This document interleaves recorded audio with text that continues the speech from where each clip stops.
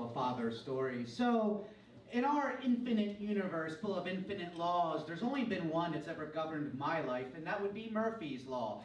Everything that can go wrong will go wrong. And I find that Murphy's Law always plays a role when I'm traveling, particularly when I'm traveling on vacation, and especially when I'm traveling on a really fucking expensive vacation that I spent months planning.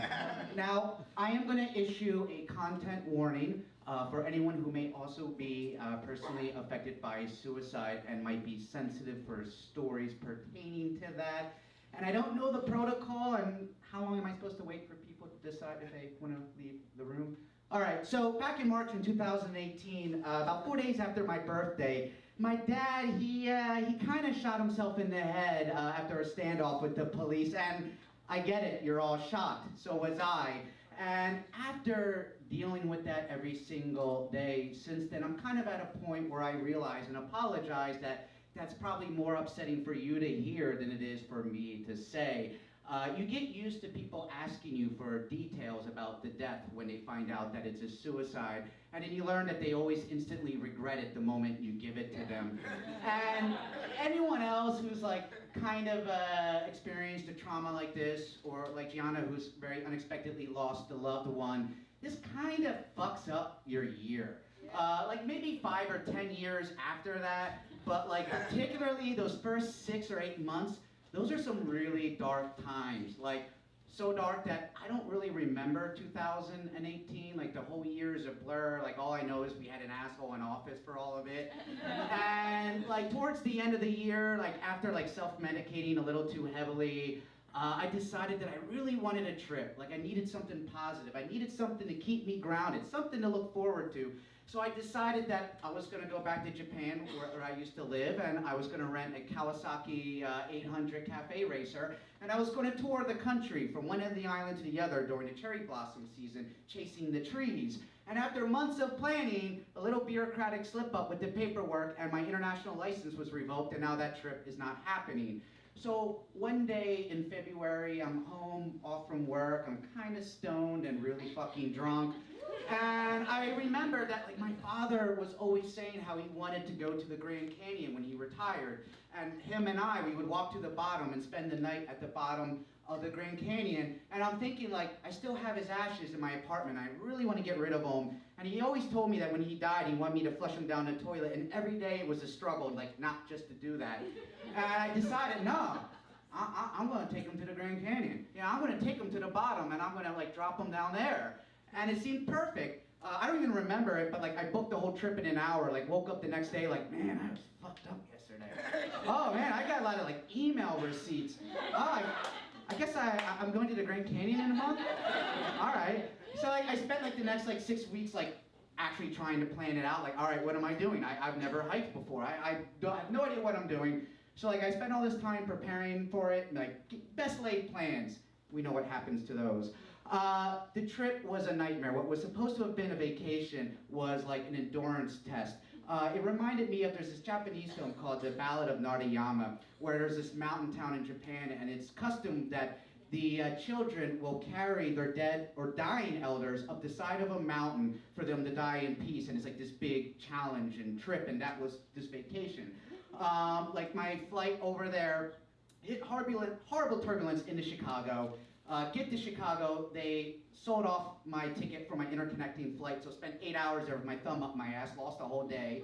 Had horrible turbulence flying out, get to New Mexico, my car rental's like twice the price of my quote. Get into Santa Fe, I go to Meow Wolf, which is awesome.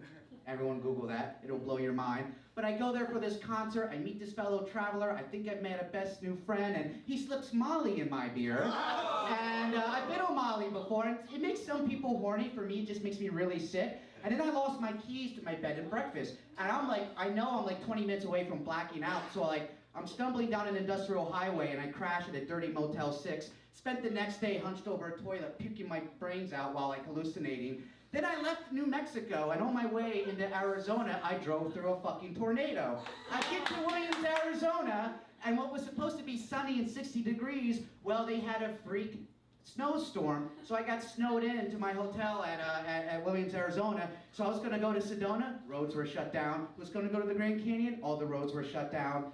So I spent like 2 days in my inn just thinking like, man, like, that asshole, my dad, such a fucking asshole. I know he's haunting me right now. He has totally cursed this goddamn trip. But then finally, the road's clear enough, and I make my way into the actual national park. The trails are shut down, so like I'm not actually going to be able to hike to the bottom like I was, planned. But I get to the Grand Canyon, and really it's a cliche. There's no words for it. If you haven't been, you have to go. I know everyone says that, but you really do take on a whole new perspective of life. So I get there. I did a 14-mile hike with the ashes in my backpack. The next morning, I'm preparing to scatter him. Like, I don't know if you realize just how much ashes there are when you get someone cremated. It's like a 15-pound bag. So the funeral home, like, they give you like these little canisters. They're like this big. So like, it just is a really surreal moment being in the bathroom of my hotel in my boxers, like pouring them through like a makeshift funnel into these canisters. Wasn't enough. So then next thing I know, I have like 5 water bottles filled with them. And I realized I might as well just go back to the bag. But I did pour about a spoonful of him into the toilet just to honor his wishes. I spent the afternoon hiking the Grand Canyon, and actually the inn that I got snowed in, the couple that owned it gave me a private place to scatter him. About 3 miles off from any trail, you have to hike through the woods to get to this private peak. It's called the Shoshone Peak. It's actually was a site for Native Americans to scatter ashes.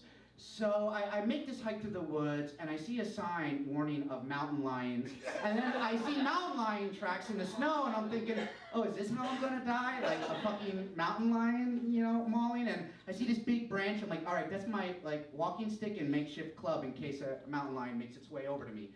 But I get to the peak, and it was no lie on behalf of the inn owners. It was like the most beautiful viewpoint at the Grand Canyon.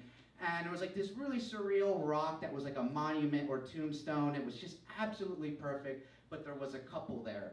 And I'm like, damn it. And I'm standing in the background like chain smoking cigarettes, just like thinking like, get the fuck out of here, get out of here.